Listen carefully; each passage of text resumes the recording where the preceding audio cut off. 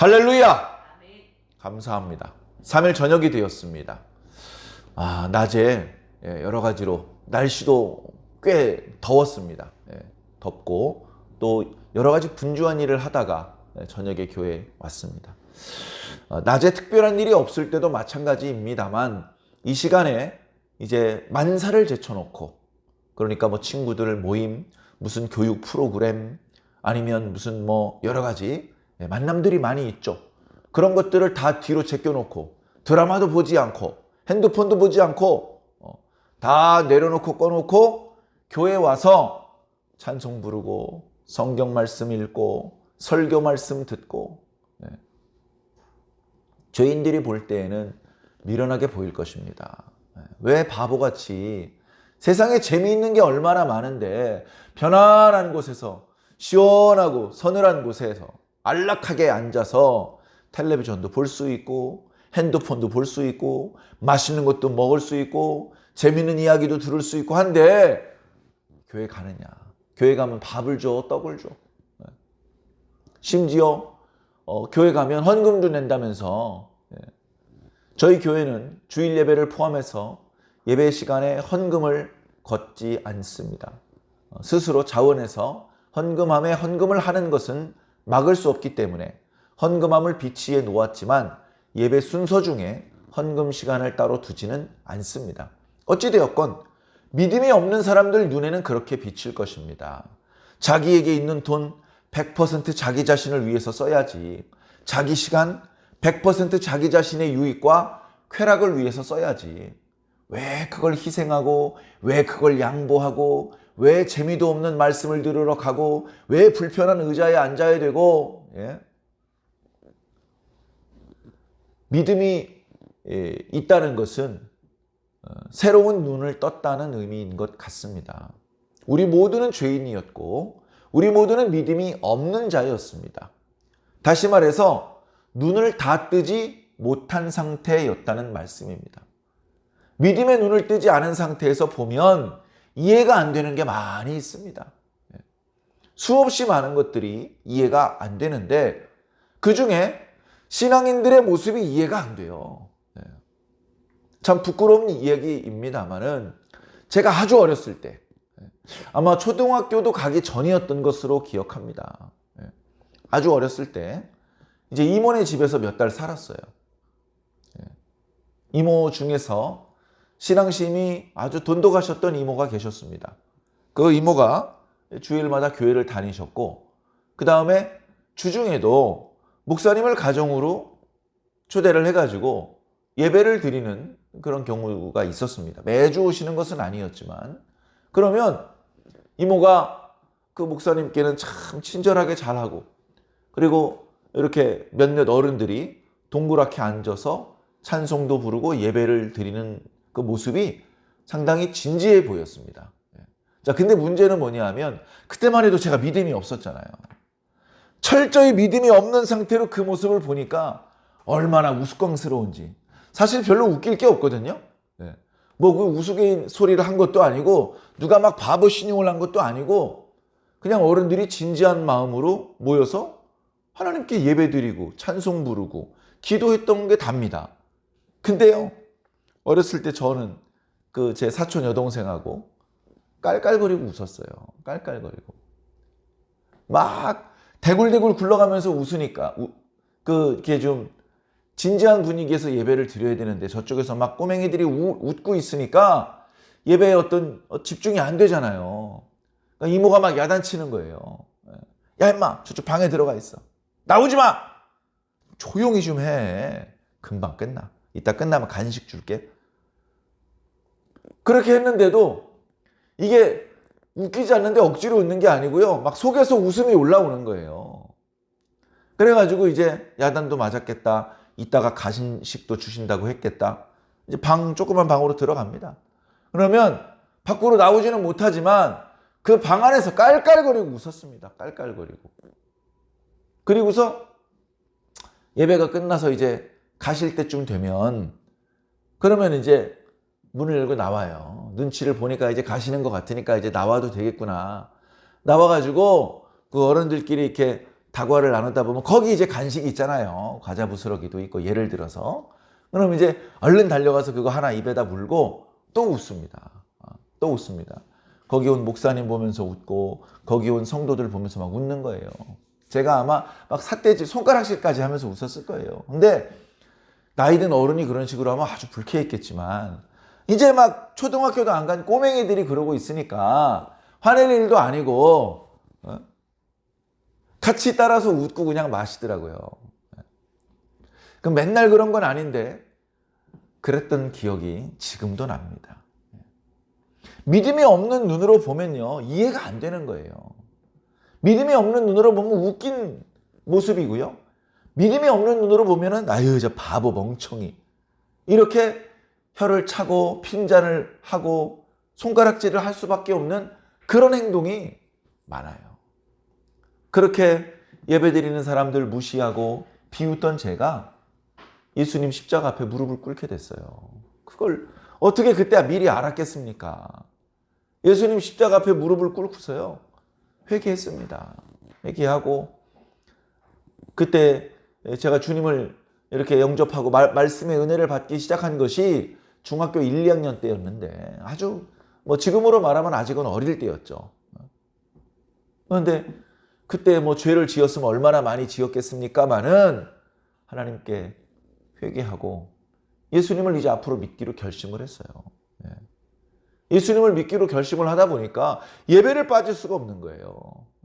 그날부터 주일 예배를 안 빠졌어요. 중고등부 예배도 안 빠졌어요. 중고등부 예배는 물론 고3 때 1년 동안은 못 다녔어요. 아무래도 주말 늦게까지 학교에서 자습을 시키고 그랬기 때문에 주말까지 이렇게 중고등부 예배 참석하는 건 사실 어려웠습니다. 그러나 그 위에 안 빠졌어요. 이렇게 중학교 1학년 때인가 2학년 때인가 수요일 저녁 예배 때 중고등부 헌신 예배를 드리는 그런 적이 있었습니다. 지금처럼 그때도 4월 달이었던 것 같은데 중고등부 헌신 예배를 드리면 그 어른들 많이 모여있는 예배당에 중고등부 학생 회장이 대표 기도도 하고 중고등부 선생님이 준비 찬송도 하고 중고등부 학생들이 찬양도 부르는 거예요. 그래서 저는 수요일 저녁 예배를 참석을 해본 적이 없어요. 수요일 저녁 예배 찬양이 있는지 없는지 헌금 시간이 있는지 없는지 뭐 전혀 그런 것도 몰랐죠. 그런데 이제 우리 중고등부를 위한 3일 저녁 예배라고 하니까 참석하고 싶은 거예요. 그래서 이제 아버지는 당시에는 믿음이 별로 없으셨고 당시에 믿음이 좋으셨던 저희 어머니한테 엄마 수요일 예배 참석하고 싶어. 근데 저희 어머니가 그때도 수요일 예배를 빠짐없이 참석하는 정도는 아니었거든요. 제가 하도 조르니까 저를 데리고 수요 예배 가셨어요. 교회가 바로 앞에 있는 것이 아니고 또 버스를 타고 몇십 분 가야 되기 때문에 어머니랑 같이 갔습니다. 그래서 도착을 해보니까 어떻게 하다 좀 늦었어요. 예를 들어 저녁 예배가 7시 반에 시작되면 한 35분, 40분쯤 도착했던 것 같습니다. 준비 찬송이 막 끝나고 목사님께서 이제 강단에 서셔서 막 이제 예배를 인도하실 때쯤에 이제 도착을 한 것 같습니다. 그래가지고 이제 늦게 왔으니까 뒷자리에 앉아서 중고등부 학생들과 함께 이제 찬양을 부르거나 하지는 못하고 뒷자리에 앉아서 그냥 예배를 참여를 했죠. 그때 이후로 수요일 예배를 빠지지 않았습니다. 그때 이후로. 수요일 교회 가는 방법이 그렇게 어려운 건 아니잖아요. 제가 초등학생도 아니고 당시 중학생이었기 때문에 어머니랑 한번 이렇게 가니까 어디서 버스 타는구나, 몇 번이 교회로 가는구나, 그것만 알면 되는 거니까 그렇게 해서 그렇게 이제 버스를 타고 교회를 다녔습니다. 그래서 일찍 간 날도 있고 늦게 간 날도 있고 한데 교회 가는 게 그렇게 재밌었습니다. 그렇게 말씀을 듣고 기도하고 또 중고등부에서 임원도 맡고 또 중고등부에서 여러 가지 행사가 있죠. 야유회도 가고 체육대회도 가고 여름 수련회도 하고 요즘에는 많이 없어졌습니다만 가을에 문학의 밤도 하고 그 여러 행사들을 이렇게 참여하는 거예요. 그러면 어떤 행사는 운동, 축구도 하고 운동 경기고 어떤 행사는 노래도 부르고 신앙송도 하는 그런 행사의 종류는 다양하지만 공통점은 뭐냐면 기도예요. 기도. 모든 행사는 기도로 시작해서 기도로 끝나는 거예요. 그래서 무슨 발표회를 하려고 그러면 어떡합니까? 연습을 해야 되잖아요. 연습을 하려면 연습해야 될 사람들이 모이죠. 학생들도 모이고 지도하시는 선생님도 오시고, 그럼 뭐 하겠어요? 연습하시겠어요? 기도 먼저 하는 거예요. 기도. 다 같이 잠깐 기도를 하고 그리고 연습을 시작하는 거예요. 연극을 합니다. 연극에 참여하는 사람들이 모여서 기도를 합니다. 그런데 같이 연극을 해야 되는 어떤 학생이 늦었어요. 하다 보면 또 늦을 수 있잖아요. 그럼 어떡합니까? 누구 왔어? 잘 왔네. 저쪽으로 가서 10분만 기도하고 와. 그럼 혼자 방석 가지고 예배당 앞으로 쭉 나가가지고 혼자서 10분 정도 기도하고 다시 우리 연습하는 쪽으로 와서 연습을 하고, 그렇게 했었어요. 그러니까 뭡니까? 운동 경기를 하기 위해 앞서서 행사 준비를 위해서 준비 기도해. 또 연습할 때 연습을 하기 앞서서 기도해야 하고. 다 기도인 거예요. 그러니까 단순히 주일 예배만 시계추처럼 왔다 갔다. 예배가 이미 시작했는데 맨날 지각하고, 예배가 끝나면 전도사님이 자꾸 붙잡고 얘기하자고 하시니까 그게 싫으니까 뿌리치고 도망가고, 그런 식으로 교회를 다니면 별로 발전이 어렵습니다. 발전이 어렵고, 예배 일찍 와서 예배 준비도 돕고, 또 담소 나눌 거 다 나누고, 준비 찬송 준비기도 충분히 하고, 예배 끝나고도 충분히 많은 사람들과 친교를 나누고, 또 교회에서 드리는 여러 종류의 행사들 참여하고, 기왕이면 그 준비할 때부터 기도로 준비하는 일에 참여하고, 그 모든 과정이 더 강하고 더 요긴한 하나님의 일꾼으로 훈련받고 준비되는 기간이에요. 그렇게 중고등부 시절을 보냈어요.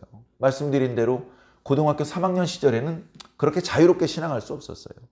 주일 예배라도 절대 빠지지 않으려고 나름대로 애를 썼던 것 같아요. 근데 다 참석하지는 못했던 것 같아요. 자, 그렇게 하다가 이제 대학생이 되었습니다. 제가 능력이 좋아서가 아니라 하나님께서 불쌍히 여기셔서 재수하지 않고 한 번에, 제 실력으로는 좀 과분한 대학교, 과분한 학과에 합격을 했습니다. 그래서 이제 대학생이 되니까 어때요? 자유가 생기는 거예요. 거기다 성인이잖아, 성인. 자유가 생기는 거예요. 그래서 정말 피곤하도록 많은 일을 했습니다. 피곤하도록. 주일학교 교사도 하고요. 성가대 대원도 했습니다. 그리고 청년부에서도 임원을 맡았던 것 같아요. 1학년 때부터. 그 밖에 여러 가지 활동을 했습니다. 몸은 되게 피곤했죠. 몸은 되게 피곤했죠. 주일날 저녁 예배까지 드리고 집에 가려고 하면 정말 피곤했습니다. 정말. 버스에서, 지하철에서 졸기도 많이 졸았죠. 그러나 저는 그때로 돌아간다고 한들, 내가 그때 너무 예배만 드렸어. 너무 좀 여자친구도 좀 사귀고, 또 여러 가지 취미 활동도 좀 하고 그럴 걸 그랬지. 그냥 막 교회만 너무 충성을 다 바쳤어. 너무 어리석었어. 그런 생각은 안 듭니다. 또 돌아가면요, 더 열심히 할 거예요. 더 열심히. 사랑하는 성도 여러분, 이제 그렇게 성가대원도 하고, 주일학교 교사도 하고, 중고등부 교사도 하고, 많은 활동을 했죠. 교회에서 불침번도 쓰고요. 교회 청소도 하고. 그런 많은 봉사활동을 한 것이 결국 지금 이렇게 목사가 되는데 없어서는 안 되는 귀중한 경험이 되었습니다. 어렸을 때 기도를 얼마나 잘했겠어요. 성경 말씀을 얼마나 많이 알았겠습니까? 지금도 모르는 게 많고, 지금도 기도를 잘 못하지만 그때는 더 부족했겠죠. 그러나 아주 열정적이었습니다. 열정적이었어요. 그리고 다양한 사람을 만났고 다양한 경험을 했습니다. 또 은혜도 많이 체험했습니다. 그런 체험들이 결국 지금 이 나이에 목회자가 되어서, 그리고 목회자가 아니더라도 신앙을 하면 목회자이든 아니든 여러 가지로 또 시험이 올 수 있습니다. 마음을 아프게 하고 힘들게 하는 그런 일들을 많이 경험할 수 있는데, 근데 이제 많이 단련이 된 것이죠. 단련이.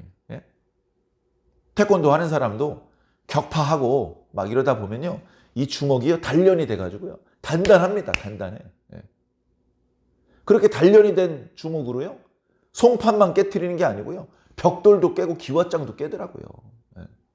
그냥 전혀 격파를 해보지 않은 곱기만 한 손으로는 아마 못할 거예요. 그리고 억지로 하면 다칠 수도 있어요. 근데 단련이 돼 있다 보니까 기왓장이 그렇게 많이 깨졌는데 손은 전혀 상처 하나 없는 것입니다. 우리 신앙도요 좋은 의미에서 단련이 필요합니다. 그 단련의 과정은 힘들어요. 아프죠. 아픈 기간 그런 상황도 지나갑니다. 그런데 그 과정을 거치면서 단단해지는 거예요. 단단해지는 겁니다. 단단해질 필요가 있습니다. 목사가 될 사람들, 장로가 될 사람들만 단단해질 필요가 있는 게 아닙니다. 우리 천국 갈 사람들은 모두 단단해질 필요가 있습니다. 천국 안 가도 되시는 분들, 그런 분들은 꼭 단단해지지 않아도 돼요. 가다가 어떤 일에 휘말려서 바스라지고 끝나버리겠죠. 영적으로. 신앙을 다 어느 순간 한순간에 까먹고 사라져버리겠죠. 그러나 내가 감당하기 어려운 힘든 과정을 지나가게 되더라도 거기서 바스라져서 엎스러지지 않고 여전히 어렵기는 했지만 부서지지 않고 견뎌낼 수 있은 차돌 같은, 그래서 마지막 순간까지 남겨져서 하나님의 축복 누리려면 단단해질 필요가 있습니다. 그걸 아시는 하나님께서 저를 그렇게 단련하셨던 것 같아요. 그 과정을 지나는 동안에는 쉽지 않았습니다. 즐거운 순간도 잠깐씩 있었지만 어려운 순간이 어떻게 보면 더 많았는지도 모릅니다. 그러나 이제 생각해보면 그 모든 과정들이 저한테 필요했던 과정들이었고 그 과정들을 통해서 하나님께서는 저를 준비시키셨고 저를 성장시키셔서 여전히 많이 부족하지만 그래도 지금 이렇게 주의 종으로 세워서 사용하고 계신 것이라고 믿습니다. 그렇게 수십 년 동안을 저를 준비시키셨던 하나님께서는 이제 제가 목사가 되었으니까 아이고 힘들어 이제 네가 알아서 해라. 나도 길러내느라고 얼마나 힘들었는지 몰라 하면서 나 몰라라 하시는 것이 아니라 예전보다도 더 밀착 마크, 더 가까이 오셔서 저를 도와주고 계실 줄로 믿습니다. 제가 잘못하면 꾸짖어 주시고 제가 잘하면 격려해 주시고 제가 힘이 빠지면 힘을 보태 주시고 앞으로도 계속해서 저를 이끌어 주시고 제가 모르는 것은 가르쳐 주시고 저에게 부족한 것은 채워주시면서 그렇게 가실 줄로 믿습니다. 과거에 그렇게 하셨기 때문에 지금도 그렇게 하고 계시고 앞으로도 그렇게 해주실 것으로 믿는 것이죠. 여러분도 마찬가지입니다.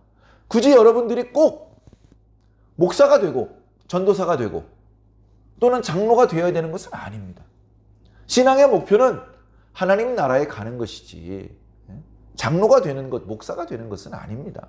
그러나 그 과정에서 장로가 되시는 분도 있을 수 있죠. 되든 못 되든 그것이 중요한 것이 아니고 우리 각자 나름대로 최선을 다해서 신앙을 하셔야 됩니다. 예배에 빠짐없이 참석하는 거, 그거는 최소한의 미니멈. 예배도 참석이 어려워. 그러면 그 사람을 어떻게 강하게 단련시킬 수 있을까요? 쉽지 않을 것 같습니다. 그런데 예배를 빠짐없이 참석해요. 여러분, 우리 교회야 물론 교회가 크지 않은 교회 성도들이 많지 않으니까 어떤 분이 예배실에 참석하시면 금방 눈에 띕니다. 아무개 집사님 오셨네? 금방 눈에 띄죠. 근데 교인이 300명, 3000명 되는 교회에 수요일 저녁 예배에 누가 참석했는지, 누가 빠졌는지 그걸 어떻게 합니까? 그거를 이렇게 한눈에 알아보기 어려워요. 한눈에 알아보기 어려워요. 그러니까 막 이렇게 와라 안 와라 해서 오는 게 아닙니다. 자기가 스스로 오는 거예요. 자기가. 그렇게 예배를 오잖아요. 예배를 오면 하나님께서 아십니다. 첫 번째는 하나님께서 아셔요. 전도사님도 몰라. 담임 목사님도 몰라. 그 구역장도 몰라. 구역장님 이쪽에 앉고 그 사람은 저 뒤에 앉다 보니까 예배 끝나고 각자 가까운 통로로 나가다 보니까 못 봤어. 집사님도 수요예배 참석했어? 몰랐네? 못 볼 수 있어요. 그런데 첫 번째, 하나님은 보십니다. 하나님은 보셔요. 얼마나 감사합니까? 자, 두 번째, 예배 또 오고 또 오고 또 오면 이제 사람들도 알아요. 왔다 안 왔다 왔다 안 왔다. 이런 사람은 얼굴도 이름도 기억이 잘 안 나. 근데 계속 와. 계속 와. 어떤 청년이 수요일 저녁 예배 빠짐없이 계속 와요. 이렇게 보니까 아이고 그 청년 또 왔네. 아이고 그 잘생긴 청년 이름이 뭐야? 그래, 나랑 상관도 없는데 이제 그 사람 이름을 알게 돼. 아이고 그 청년 또 그 자리에 앉았네. 아이고 오늘도 기도부터 하네. 아이고 참 괜찮은 청년이네. 그러다가 무슨 일이 있어요.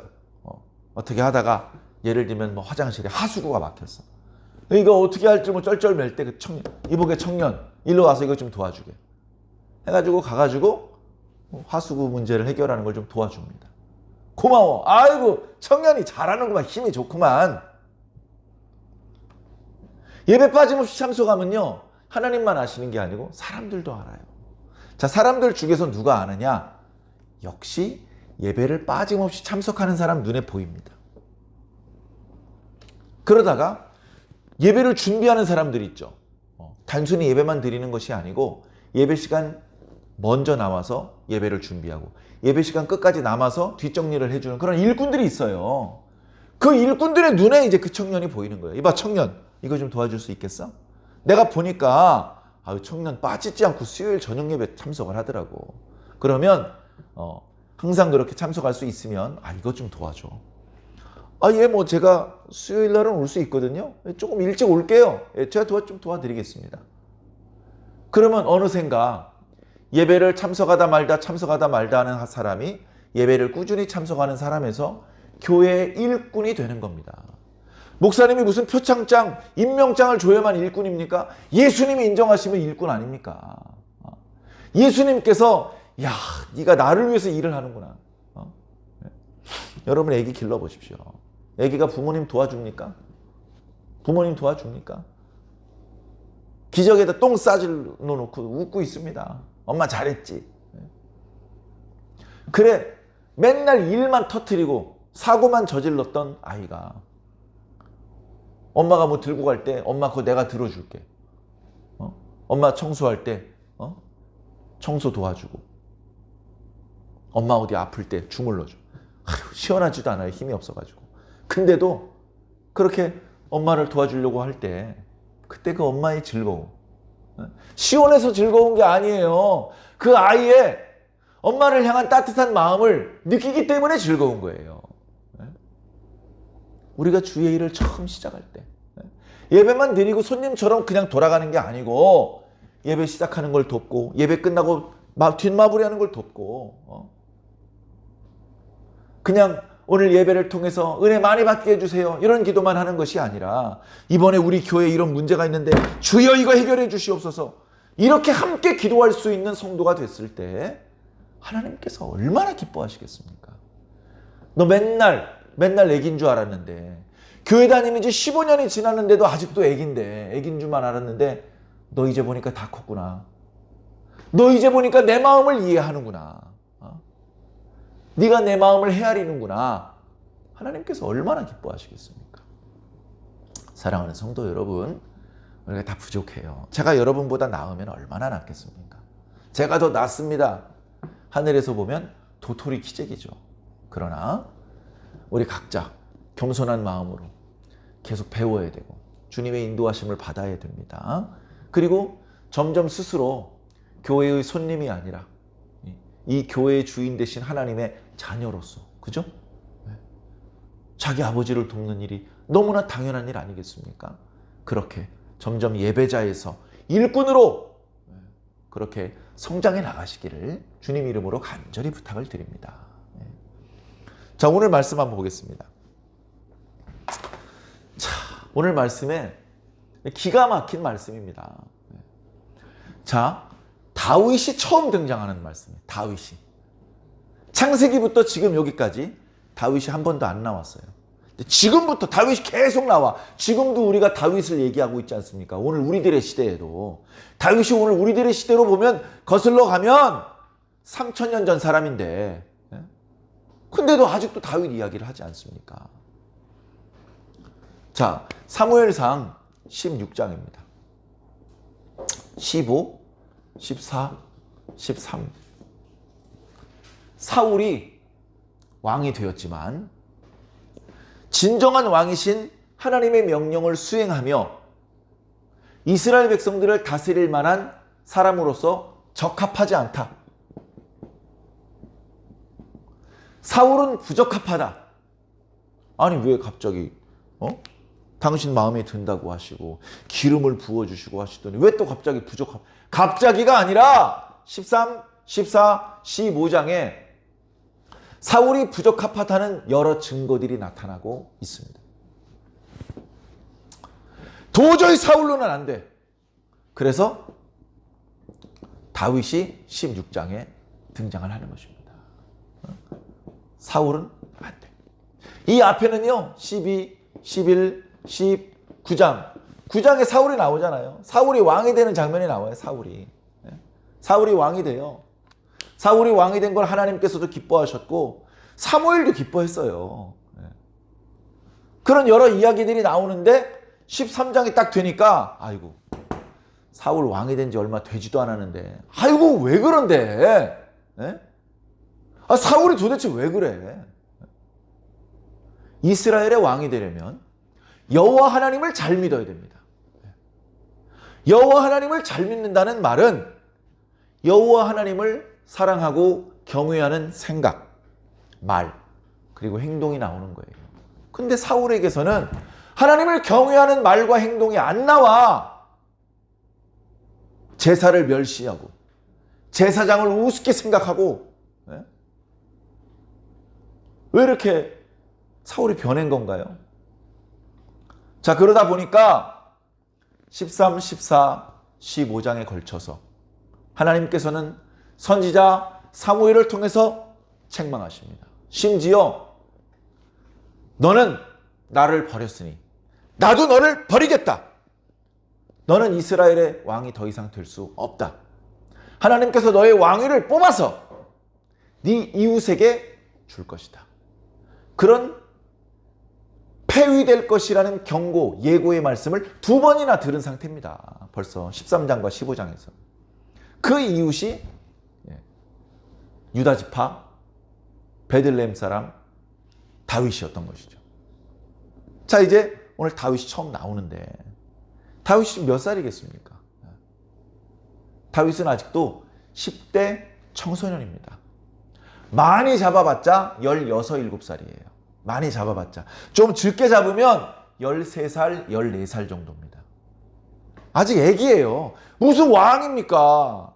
그런데 하나님께서 말씀하십니다. 하나님께서. 자, 오늘 말씀을 보면요. 하나님께서 사무엘에게 말씀하십니다. 하나님께서 사무엘에게 말씀하시는 거예요. 사무엘이 나이가 많았는데 사무엘은 항상 깨어서 기도하는 사람입니다. 기도할 때에 아마 사울 왕을 위해서 슬피 울며 기도했던 것 같습니다. 아이고 사울이 하나님 앞에 참 겸손했었는데 하나님의 명이라면 다 순종할 수 있는 그런 사람이었는데 어찌하여 사무엘이 불순종하였는고, 어찌하여 사무엘이 하나님께 드리는 제사를 업수히 여기게 되었는고. 그렇게 사울 왕을 위해서 슬피 울며 기도했습니다. 어쩌면 하나님께 사울 왕에게 한 번 더 기회를 달라고 기도했는지도 모릅니다. 그렇게 사무엘이 하나님께 기도할 때 하나님께서 그에게 나타나셨습니다. 사무엘아, 사무엘아.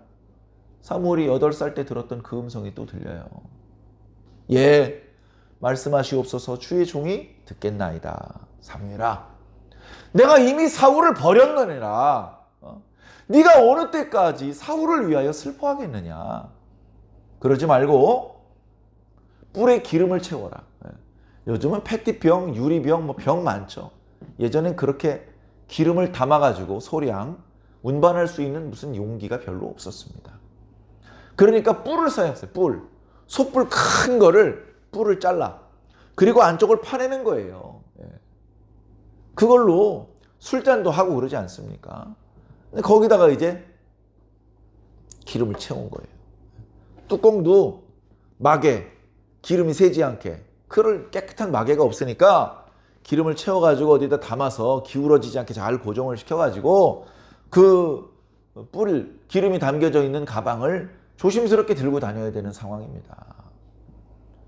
그렇게 준비를 해가지고서 베들레헴으로 가라. 내가 거기서 임금이 될 만한 제목을 가진 사람을 보았다. 사무엘이 걱정을 합니다. 아이고, 하나님, 만약에 제가 그렇게 했다가는 왕 자리를 지키려고 하는 저 사울 왕이 저를 죽으려고 할지도 모릅니다. 제가 만나는 사람들이 누군지 다 조사해서 그 사람들까지 싹 다 죽일 수도 있습니다. 이거 어떡합니까? 걱정하지 말고 내가 시키는 대로 해라. 너는 베들레헴에 암송아지를 끌고 가면서 제사 드리러 온 거라고 해라. 그리고 그 제사에 이새를 초청하면 이새의 아들들 중에서 내가 지시한 사람에게 기름을 부으면 된다. 그렇게 하나님께서 말씀하셨습니다. 암송아지를 끌고 베들레헴으로 갑니다. 보통 사무엘 선지자가 자주 방문하는 곳은 라마, 자기 고향, 베델, 또 미스바, 아니면 길갈, 이런 도시를 순회하면서 그렇게 사사로서 활동을 과거에 했었잖아요. 근데 사무엘이 한 번도 가본 적이 없는 베들레헴으로 들어가니까 그 동네 어른들이 선지자를 알아보고 얘기를 합니다. 벌벌벌 떨면서. 아이고, 저희 마을엔 무슨 일로 오셨습니까? 하나님의 재앙을 선포하러 오셨습니까? 복을 빌러 오셨습니까? 좋은 일로 온 거다. 너무 걱정하지 말아라. 내가 하나님께 제사 드리러 온 거야. 이따가 제사 다 마치면 함께 식사하자. 다 함께 제사에 참여하자. 그렇게 얘기를 합니다. 그러면서 이제 이새를 청하는 것이죠. 그래, 이새가 자기 아들들을 준비시켜서 이제 사무엘 앞에 이제 데리고 옵니다. 7절에 보니까 6절인가요? 첫 번째 아들 엘리압을 데리고 갑니다.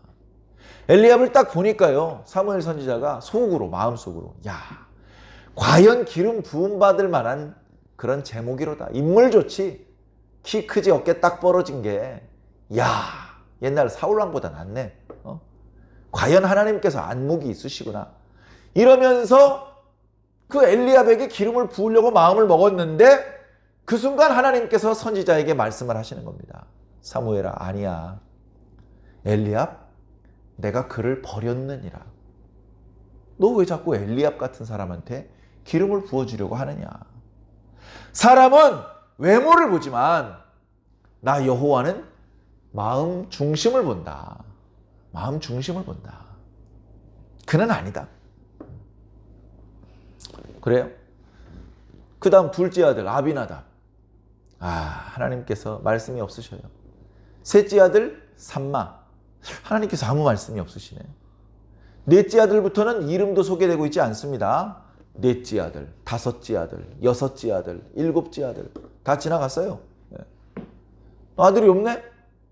그러니까 이제 이새가 사무엘이 물어봅니다. 이새요, 당신 아들이 이게 답니까? 하나님께서 분명히 당신 아들 중에서 기름을 부을 만한 아들이 있다고 하셨는데. 그랬더니 아니요. 막내가 아직 있습니다. 막내는 여기 오지 않고 형들을 대신해서 양들을 지키고 있습니다. 그렇습니까? 빨리 사람을 보내서 다윗을 데려오십시오. 막내를. 막내를 데려오기 전에는 우리가 이 제사 음식을 먹을 수 없습니다. 그래서 사람을 급히 보냈습니다. 그래가지고 참으로 다윗이 등장을 하는 거예요. 다윗이 용모가 빼어나다라고 말씀하고 있습니다. 그런데 외모 때문에 기름을 부어주신 게 아니에요. 외모 때문에 기름을 부어주신, 이스라엘의 왕이 되려면요, 뭘 잘해야 된다고요? 하나님을 잘 믿어야 돼요. 사울은 그걸 못해서 하나님께서 버리신 거예요. 다윗은요, 그걸 잘하니까 하나님께서 선택하신 겁니다.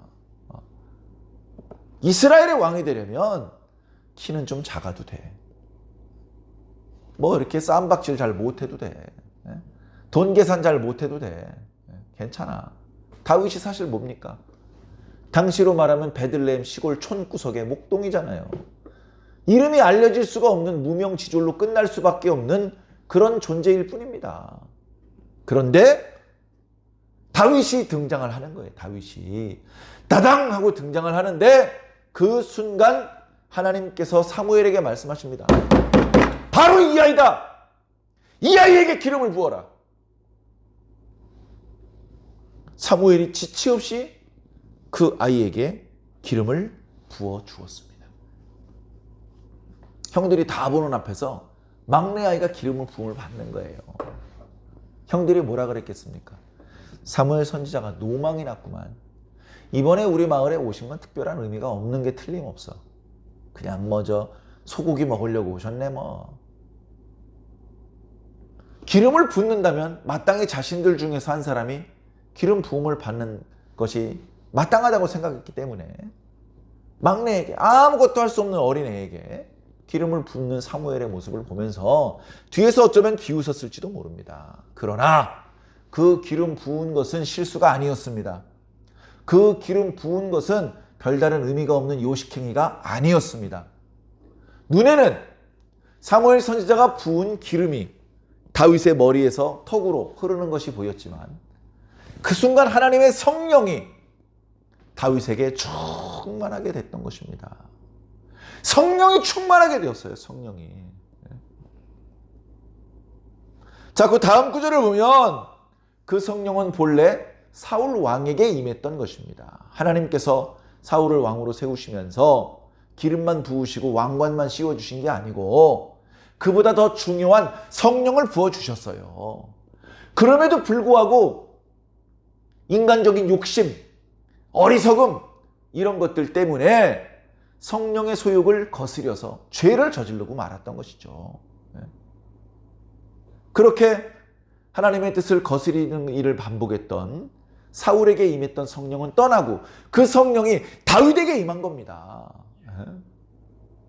자, 그러나 생각해 보십시오. 다윗이 지금 10대 중후반에 아직 나이 어린 청소년인데 그 청소년이 갑자기 왕이 될 수 있을까요? 하나님은 전능하시니까 뭐 다 하실 수 있지. 갑자기 왕이 될 수 있을까요? 아니에요. 자, 다윗이 왕이 돼야 돼요. 하나님의 뜻이에요. 그런데 지금 왕이 되면 안 돼요. 지금 다윗은 아직 왕의 역할을 수행할 만한 준비가 안 돼 있어요.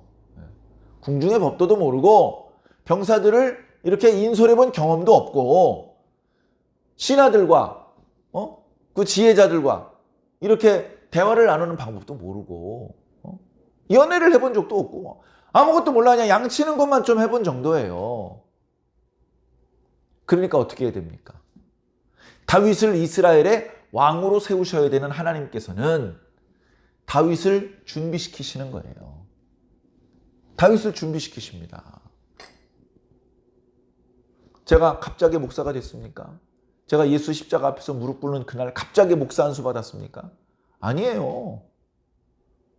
성경 공부도 많이 했고요. 여러 가지 방법으로 하나님께서 저를 훈련시키셨어요.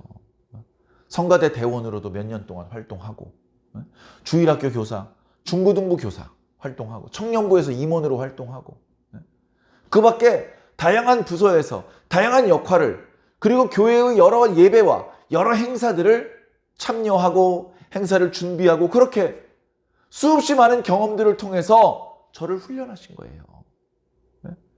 그렇게 저를 훈련하셨고 저는 어느 때가 되었을 때 목사가 된 겁니다.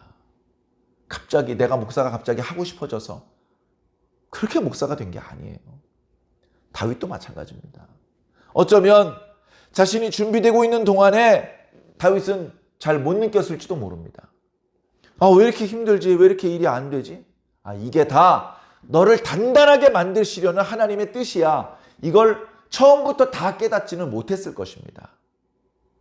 그럼에도 불구하고 하나님께서는 다윗을 훈련시키셨고 단단하게 만드셨고 준비시키셨습니다. 결국 그 과정을 통해서 다윗은 강한 왕, 마지막 순간까지 죄악에 유혹되지 않고 거의 이스라엘의 유일하게 마지막 순간까지 단 한 번도 우상 숭배를 하지 않은 유일한 왕이 되었습니다. 하나님의 마음에 합한 자가 되었습니다. 사랑하는 성도 여러분, 저와 여러분도 하나님께서 준비시키실 것입니다. 오늘 다윗을 보니까 그 뒷부분에 사울 왕이 성령이 떠나고 하나님께서 부리시는 악령이 괴롭히니까 두통이 오고 너무나 힘든 것이죠.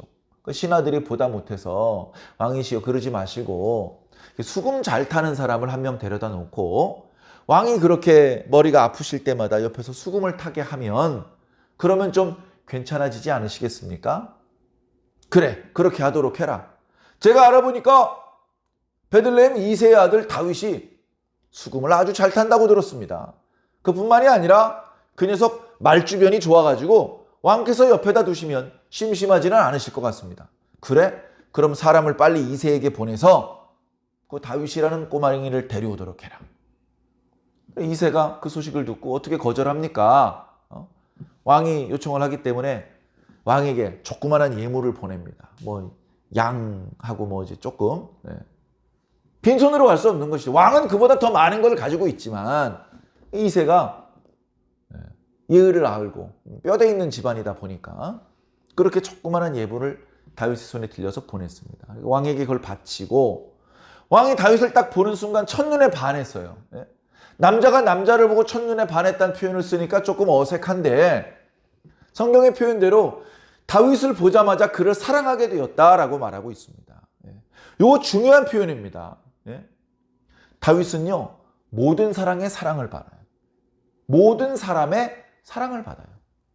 이스라엘 모든 여자들의 사랑을 받습니다.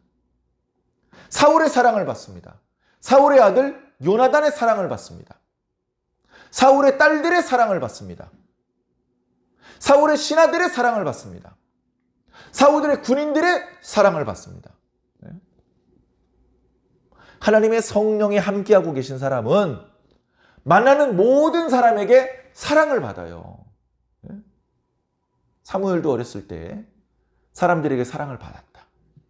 예수님도 어렸을 때에 하나님과 사람들에게 사랑을 받으셨다라고 말씀하고 있지 않습니까? 성령이 충만한 사람은 주변 사람들에게 사랑을 받습니다. 물론 그 사람들 중에는 거친 사람, 삐딱한 사람도 있을 수 있죠. 그러나 결국 모든 사람이 다윗을 인정하고 다윗을 돕고 지지하고 다윗 편에 서게 그렇게 되는 것입니다.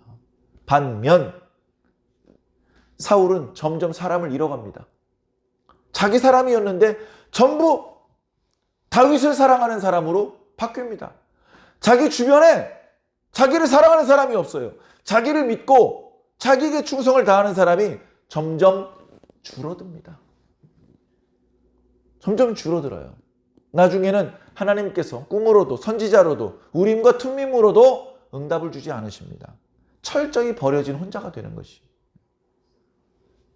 하나님의 성령이 떠나간다는 의미는 또는 하나님의 성령에 충만해졌다는 의미는 이렇게 엄청난 의미를 함께 지니고 있는 것입니다. 그래 사울은 다윗을 자신의 병기 맡은 자로 삼았어요. 그냥 가끔 시간 날 때 와서 수금을 연지하고 집에 가라. 이게 아니고 월급을 줄 테니까 계속 내 옆에 와라. 매일 출근해라. 이렇게 된 것이죠. 사람을 보냈습니다. 이복에 이세여. 자네 아들이 아주 영특하더구만. 내가 자네 아들을 내 곁에 가까이 두고 싶으니 허락하게. 그걸 어떻게 또 거절합니까? 그래서 다윗은 이제 왕궁에서 왕궁의 어떤 시스템을 경험하게 됩니다.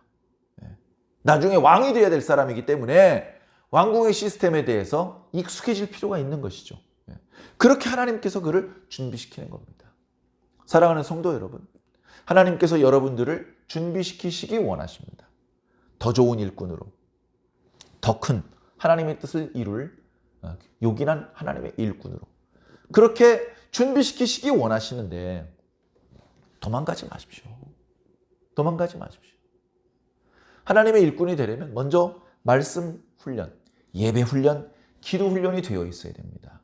헌금도 훈련이 돼야 됩니다. 자기 쓸 거 다 쓰고 남는 거 드리는 게 아니고 먼저 드리고 남는 걸로 생활하는 훈련을 할 필요가 있습니다. 시간도 마찬가지입니다. 자기 볼 일 다 보고 남는 시간에 예배 드리고 그게 아니고 예배부터 드리고 남는 시간에 자기 볼 일을 보는 훈련을 해야 됩니다. 그게 되면 그 다음 조금 더 어려운 과정이 기다리고 있을지도 모릅니다. 그러나 그 과정들을 통해서요, 우리 믿음이 단단해지는 거예요. 우리하고 하나님과의 관계가 더 친밀해지는 것입니다. 천국은요, 주일 예배 시계추처럼 무의미하게 왔다리 갔다리 하다가 어느 날 갑자기 들어가는 게 아니에요. 천국에 갔는데 다 모르는 사람들이야. 얼마나 부끄럽겠습니까? 기도하던 시간에 늘 만났던 사람, 예배 드리던 자리에서 항상 만났던 얼굴, 주를 위해서 헌신하고 봉사할 때 같이 했던 그 동지들과 함께 천국에 갈 때 기쁘고 즐거운 것이죠. 다 수고하고 땀과 눈물과 피를 흘리면서 천국에 온 사람인데 자기는 땀 한 방울 흘린 적이 없다가 슬그머니 천국에 들어가면 얼마나 부끄럽겠습니까? 서로 다 아는 체하고 반가워하는데 자기는 아무도 반가 인사해 주는 사람도 없고. 그럼 부끄러운 구원을 받을 생각을 하지 마십시오. 그러지 말고 지금 예배 드릴 수 있을 때, 기도할 수 있을 때, 지금 훈련 받고 준비될 수 있을 때 잘 준비되셔서 이 땅에 있는 동안에 많든 적든 주님을 위해서 일하다가 하나님의 나라에 참여할 수 있는 우리 완주중앙교회 성도 여러분들이 모두 되시기를 예수님 이름으로 간절히 축원합니다.